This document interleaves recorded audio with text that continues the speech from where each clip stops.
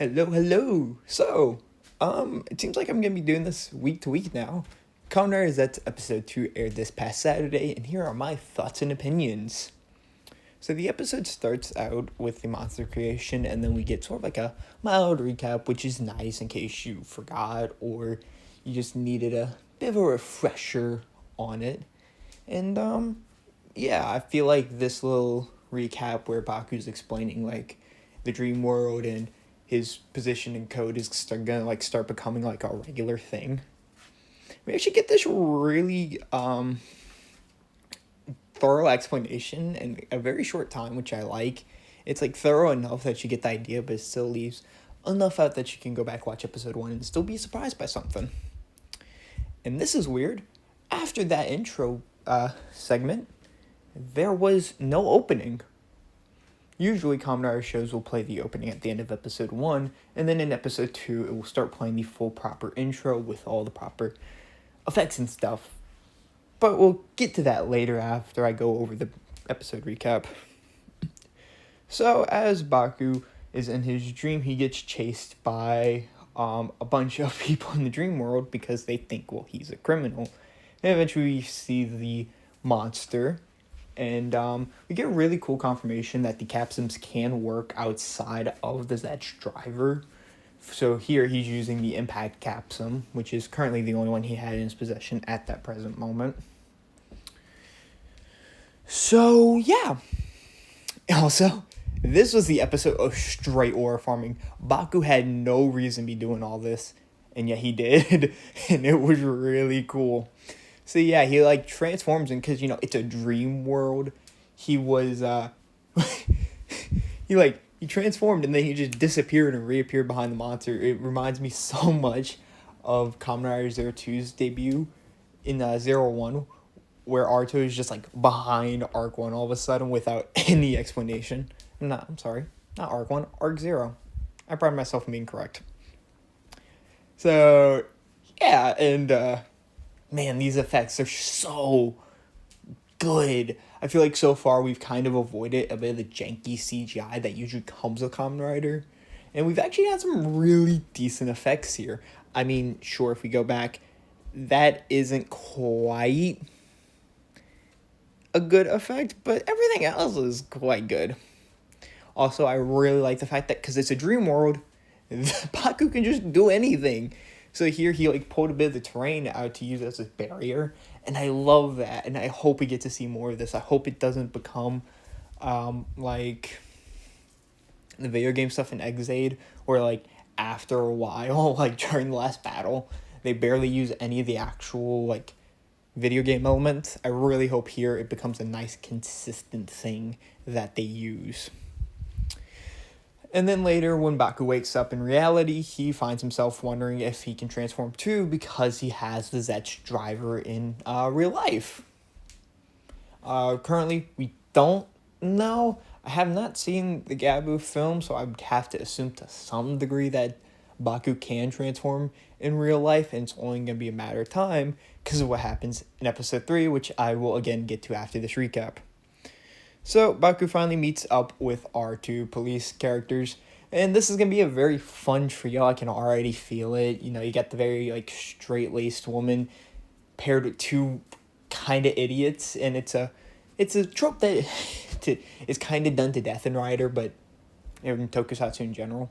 But it's just really funny to me. We also get confirmation that Baku has a little portal to the code area that he's been assigned to or whatever.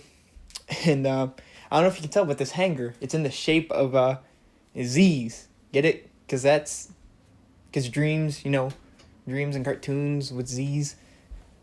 Anyways, so in this episode, the biggest thing about this, besides the cliffhanger, is the fact we are introduced to Zetz's boss, Code Zero, his name's Zero. He works for Code, and as come to find out, I guess I did not get a screenshot of that. This is actually a robot. Zero is a real human piloting this robot known as the Code Zero Rider Rider. I'm not sure how it's pronounced, because, like, you'd think it'd be Code Zero Rider, but it's, like, missing the R, so it just goes Zero Eider.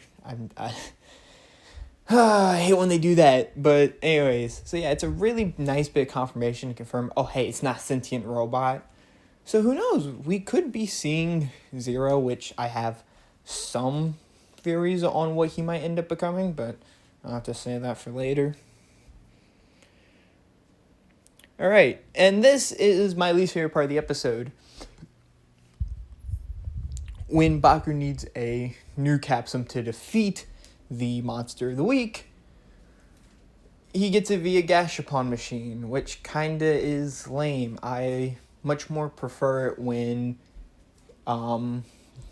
riders or Sentai members get their upgrades or new items through actually earning it and not just gacha machines. Like, I get it, they're like gacha sized capsules, but like, really? That's just like, it's a personal pet peeve of mine. Anyways, but what Capsum did he get? Well, he got the Transform Capsum, and I don't think I have a screenshot of just the Capsum.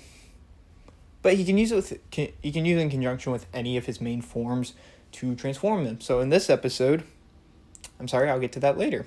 I'll get to what he does with the Transform Capsum later. Here, we have a really funny bit, and I heard this was improvised. I'm not sure how true that is, but that'd be really funny. Yeah, this goes into, like, the catalog of Kamen Riders that hop onto something that isn't their bike, or their bike refuses to transform. Like, there's an iconic meme from Kamen Rider O's of him sitting on top of the vending machine because it refused to transform for him. So, yeah. Also, the entire back half of this episode is a motorcycle chase. And, I love it when they do this. In recent years, people were, like, comparing, and, like, Gabu, barely they use the bikes because Japan has very strict, like, custom bike laws, because apparently Japanese gangs would customize their bikes, and so that led to them being like, you cannot customize your bike even if you're doing it for video production. So this might be the last time we see the Code Zero Rider, but god damn, they gave us a good fight with it. Like, a really good fight.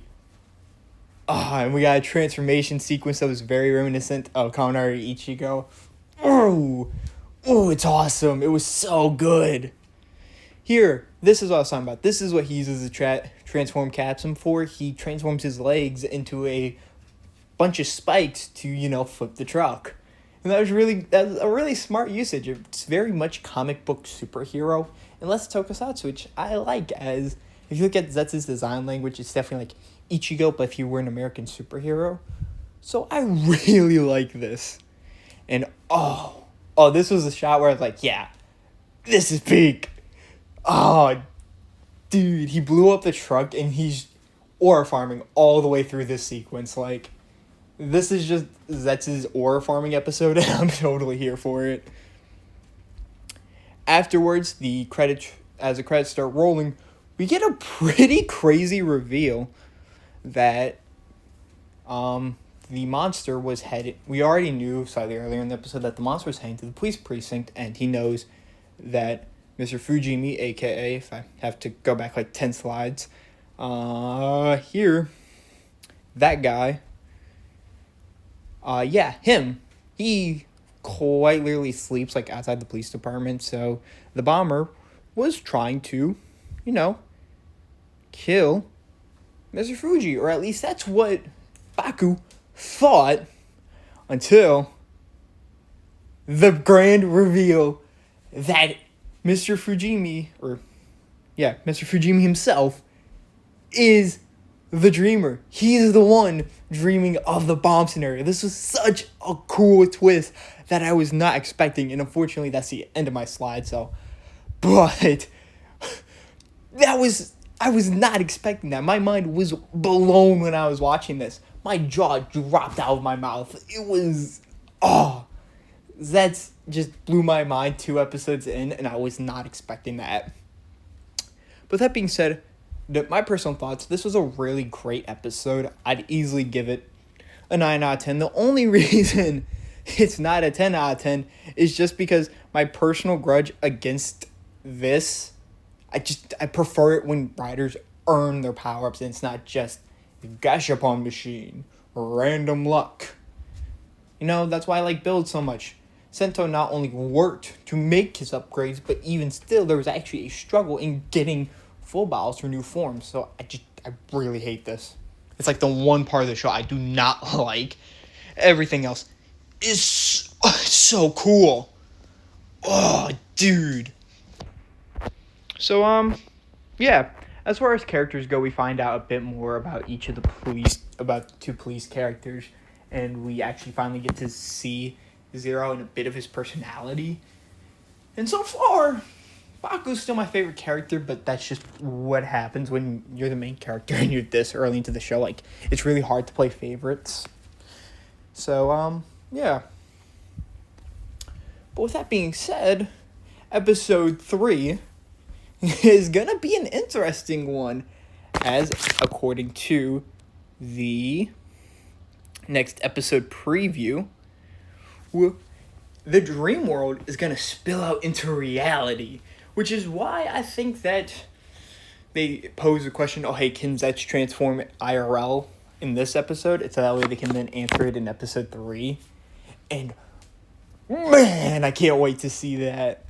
I mean, it's going to limit the creative usage because it will be IRL and not in the dream world, so you won't be able to, pull rocks up or fling the guy into Antarctica.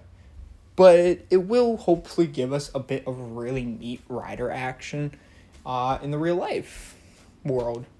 And I really, really hope we get to see more bike action, just because that's something that's been sorely missing. Even some of my top Kamen Rider seasons like Geets really had a lack of bike action. I mean, hey, Geets did use his motorcycle for a finisher one episode, but still, my point stands that, I just really hope we see this. But that being said, let me know what you thought down below, and I will see you all next week as we find out what exactly will happen to the world now that the nightmares are coming to reality.